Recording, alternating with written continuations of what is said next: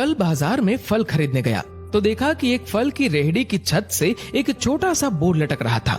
उस पर मोटे अक्षरों में लिखा हुआ था, घर पर कोई नहीं है, मेरी बूढ़ी माँ बीमार है, मुझे थोड़ी थोड़ी देर में उन्हें खाना, दवा और टॉयलेट कराने के लिए घर जाना पड़ता है। अगर आपको जल्दी है तो अपनी मर्जी से फल तोल ले, रेट साथ ही में लिखे हैं, पैसे कोने पर गत्ते के नीचे रख दे, धन्यवाद।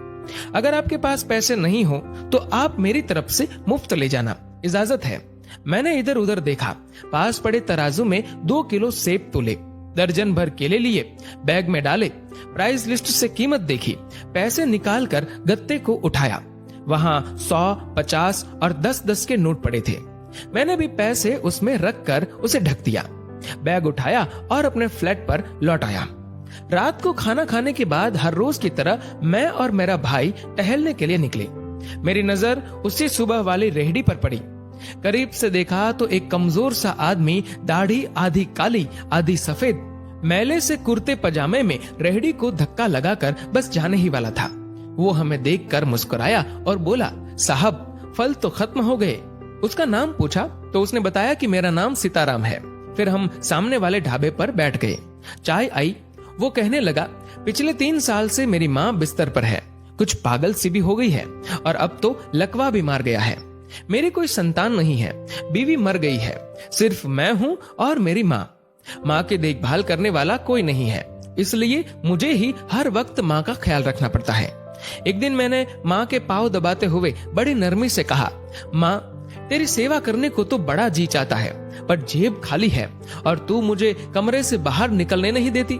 कहती है तू जाता है तो जी घबराने लगता है। तू ही बता मैं क्या करूं, न मेरे पास कोई जमा पूंजी है। ये सुनकर माँ ने हाँफते कांपते उठने की कोशिश की। मैंने तकिए की टेक लगवाई। उन्होंने जुर्रियों वाला चेहरा उठाया, अपने कमजोर हाथों को ऊपर उठाया, मन ही मन राम जी की स्तुति की। फिर बोली, तू रेहड़ी वहीं छोड़ाया कर, हमारी किस्मत में जो होगा हमें इसी कमरे में बैठकर मिलेगा। मैंने कहा, माँ क्या बात करती हो, मैं रेहड़ी वहां छोड़ाऊंगा तो कोई चोर उचक्का सब कुछ ले जाएगा। आजकल कौन किसका लिहाज करता है और बिना मालिक के कौन फल खरीदने आएगा। माँ कहने लगी, तू राम का नाम लेने के बाद रेहड़ी को फलों से भरकर छोड़कर आ जाया कर, ज्यादा बकबक मत कर, शाम को खाली रेहड़ी ले आया कर। अगर तेरा 1 भी रुपया गया तो मुझे बोलियो।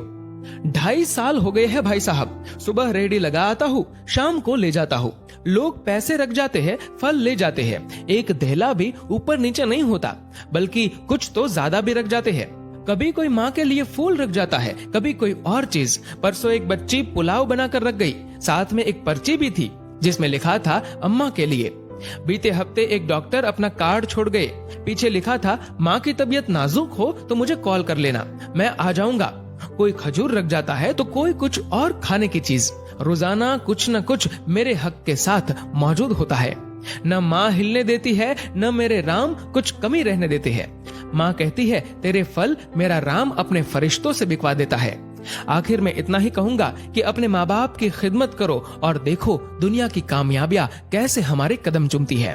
दोस्तों, इस वीडियो को लेकर आपकी क्या राय है, नीचे कमेंट करके जरूर बताएगा। और अगर आपको ये वीडियो अच्छा लगा हो तो इस वीडियो को लाइक करेगा, शेयर करेगा ज्यादा से ज्यादा लोगों तक। और ऐसे ही और भी इंस्पिरेशनल वीडियोस के लिए सब्सक्राइब करें हमारे यूट्यूब चैनल को और फेसबुक पर फॉलो करें हमारे पेज को। धन्यवाद।